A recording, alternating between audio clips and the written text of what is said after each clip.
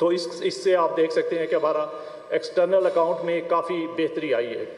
अब मैं थोड़ा सा आपको हमारी जो स्टेट बैंक की तरफ से जो असेसमेंट है अगले साल के लिए, कि हम अगले साल के जो अभी माली साल शुरू हुआ है 2025, इसमें हम क्या मैक्रो इकनॉमिक इंडिकेटर्स का जो है वो ट्रेंड देखते हैं, तो उस पर थोड़ा सा बात कर लेता हूँ, फिर उसके बाद आपके क्वेश्चंस जो है वो होंगे। तो जो कमेटी ने जो आज डिस्कस किया है और on the recommendation of the state bank team जो हमने फाइनल किया है वो ये है कि अगले साल के ये जो साल शुरू हुआ है माली साल, इसमें हमारा जो जीडीपी ग्रोथ है जो कि ख़त्म होने वाले साल में 2.4% था, तो अगले साल में हमारी असेसमेंट ये है कि ये 2.5 से 3.5% के दरमियान रहेगा। 2.5% से 3.5% फॉर द फिजिकल ईयर 2025। इसी तरह जो करंट अकाउंट डेफिसिट है जो कि पिछले साल जो है वो इसमें जैसे मैंने पहले बताया कि काफ़ी कमी आई है और ये जीडीपी का सिर्फ 0.2% था, ये इस साल में जो साल शुरू हुआ इसमें 0 से 1% के दरमियान रहेगा। तो इसमें भी ये हम रेंज देते हैं पहले की तरह इस दफ़ा भी, तो इसलिए हम 1% की रेंज दे रहे हैं कि ये 0 से 1% के दरमियान रहेगा और उसका जो एब्सोल्यूट नंबर है वो ये 4 बिलियन से नीचे रहेगा। तीसरा नंबर जो है वो इन्फ्लेशन का है। इन्फ्लेशन जो है वो पिछले साल जैसे मैंने अभी बताया कि ये 23.4% की एवरेज थी।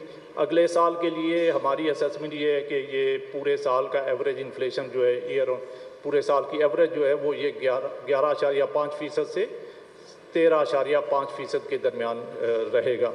और इसके अलावा जो है वो साथ में इसके जो हमारा मीडियम टर्म टारगेट है वो भी उसको भी हम अचीव करने के लिए मुख्तलिफ एक्शंस ले रहे हैं और मीडियम टर्म टारगेट हमारा जो पहले था वही है 5 से 7% के दरमियान। तो इंशाल्लाह 5 से 7% का मीडियम टर्म टारगेट अचीव करेंगे और साथ में इन्फ्लेशन का लेवल इस माली साल के लिए जो अभी शुरू हुआ है इसमें 11.5 से 13.5% के दरमियान इसको रखेंगे।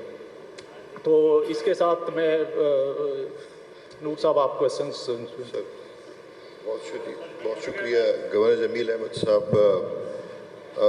एक आपकी इजाज़त से तारुफ कर लूँ स्टेटमेंट से के बाद जो सवाल जवाब का सिलसिला है, तो गवर्नर के साथ जो है ना स्टेट बैंक की सीनियर टीम मौजूद है आपके सामने। उसमें डिप्टी गवर्नर सलीमुल्लाह साहब हैं गवर्नर के लेफ़्ट साइड पे, अमीन साहब हैं एग्जीक्यूटिव डायरेक्टर मॉनेटरी पॉलिसी को देखते हैं, और मेरे साथ जो बैठे हुए लेफ़्ट साइड पे मोहम्मद अली मलिक साहब एग्जीक्यूटिव डायरेक्टर स्टेट बैंक। तो एक दो अनाउंसमेंट जो है ना करना चाहूँगा कि आप अपने जो सवालात हैं वो तो हम एक ऑर्डरली वे के थ्रू जिस तरह हम करते हैं, लेकिन आपसे दरख्वास्त होगी कि 1 से 2 तक रखें पहले राउंड में सवालात, और अगर हमारे पास वक्त हुआ तो हम ज़्यादा सवाल ले सकते हैं। तो आपके करीब माइक वाले मौजूद हैं, तो अगर आप कोई सवाल गवर्नर साहब we can open the floor for Q&A with your permission. I think Ariba raised her hand first and then ये आप जी ठीक है। आपसे ये भी दरख्वास्त है कि अगर अपना तारुफ करा लें और अपने इंस्टीट्यूशन के साथ। ठीक है, थैंक यू।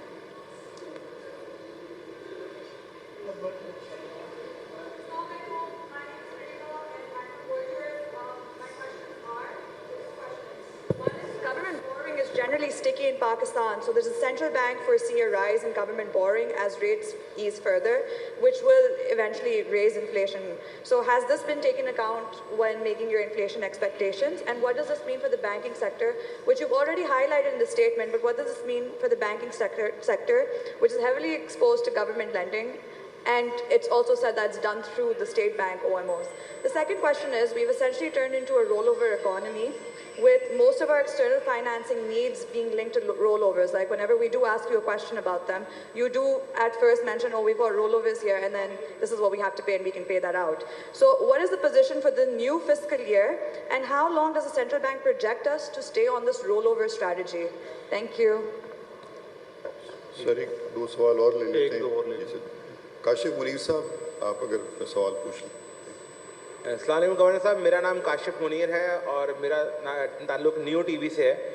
अच्छा सर, आपने कहा कि जो ऑयल इंपोर्ट बिल है उसमें $900 मिलियन की कमी आई है, तो इंटरनेशनली आपने कहा रेट भी कम हुए हैं, तो इतने रेट कम हो गए हैं या इसमें बड़ा फैक्टर जो ईरानी स्मगल डीजल और पेट्रोल है उसका भी फैक्टर जो है वो हमें हिट कर रहा है, क्योंकि टैक्सेस तो हमें वहीं से ही देने पड़ते हैं। अगर इंपोर्ट बिल कम हुआ है तो क्या स्मगलिंग बढ़ गई है, ये बता दीजिए। साथ आपने बताया कि महंगाई पिछले साल 23.24% थी और इस साल जो आप फोरकास्ट कर रहे हैं वो 11.5 से 13.5% कर रहे हैं। तो ये बताएं कि इस तरह जो बजट के बाद महंगाई का तूफान बरपा है, तमाम एक्सपोर्टर से लेकर तमाम ट्रेड यूनियन जो है वो हड़ताल कर रही हैं, उनका बेड़ा गर्क हो गया है, ये आपके पास कौन सा चिराग है जिसमें आपको महंगाई कम होती दिख रही है? अगर इतनी ही कम होती दिख रही है तो फिर स्टेट बैंक की मॉनेटरी पॉलिसी कमेटी ने 1% शरह सूद क्यों कम की है? ज़्यादा कम कर देती, ये IMF का दबाव था? Thank you. चलो इसके जवाब दे देते हैं।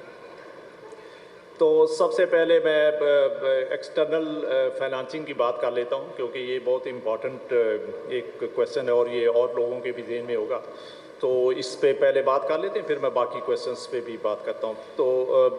तो इस साल के लिए पिछले साल का पहले, जैसे कि आपको याद हो, तो पिछले साल जब हमने जुलाई में प्रेस कॉन्फ्रेंस की थी तो उस वक्त मैंने कहा था कि हमारे जो एक्सटर्नल फाइनेंसिंग की जो डेट ऑब्लिगेशंस जो होंगी, जो रीपेमेंट्स हमने करनी, वो 24.5 बिलियन हैं पिछले साल।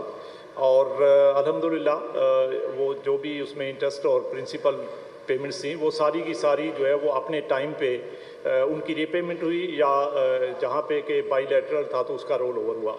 तो लेकिन आप देखें कि ये बहुत अहम बात है कि उस वक्त भी लोगों के बहुत कंसर्न थे कि हमारे पास फाइनेंसिंग नहीं है और हम इसकी डेट ऑब्लिगेशंस पता नहीं कर पाएंगे या नहीं कर रहे हैं। जो मुख्तलिफ लोगों के मुख्तलिफ कंसर्न्स थे। तो एक्चुअली जो साल का जो अभी इख्तिताम हुआ है तो उसमें आपने देखा कि हर डेट पेमेंट जो हमारी थी वो ऑन टाइम हुई, उसमें किसी एक दिन का भी डिले नहीं हुआ। वो इंटरेस्ट की पेमेंट हो या प्रिंसिपल की पेमेंट हो, वो गवर्नमेंट की पेमेंट हो, किसी पब्लिक सेक्टर एंटिटी की पेमेंट हो, या इवन प्राइवेट जो कॉरपोरेट एंटिटीज़ की डेट पेमेंट्स हैं वो पेमेंट्स हो, तो वो सब की सब ऑन टाइम हुई और उसमें कोई डिले नहीं हुआ।